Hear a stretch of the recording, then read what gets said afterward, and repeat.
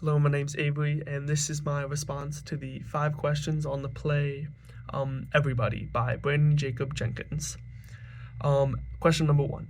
As you read Everybody, consider what you know of the conventions of history of medieval theater and choose one of these as a focus to describe the adjustments made in Everybody to fit the different time and space.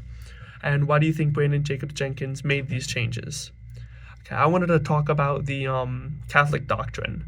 So in the old play, Everyman, it's more about good deeds and looking good for God so that he would let you into the kingdom of heaven. While in Everybody, Jacob Jenkins updates this to more like you may not actually worship a singular deity.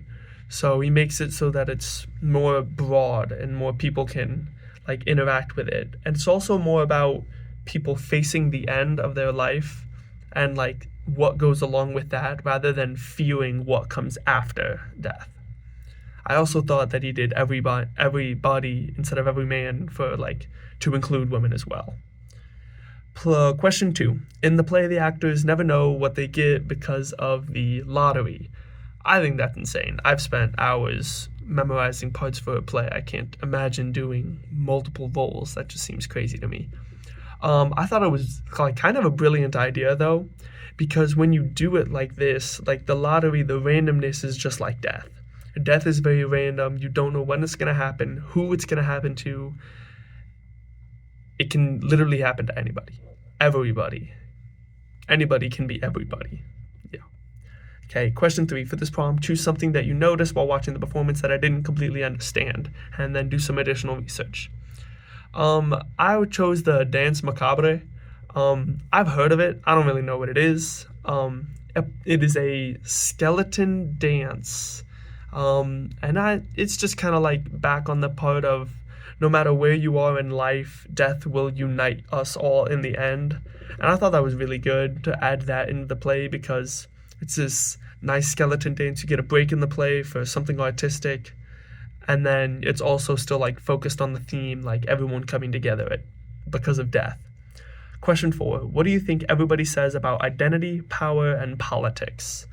Everybody seems to argue that in the face of death, our political and social identities are both everything, but also nothing at the same time.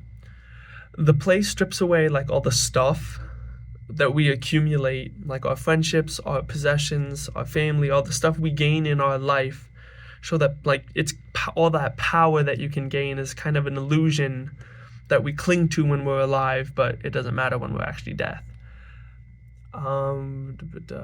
It suggests that while society puts us in boxes based on our identity, when you die, you just are released from that box.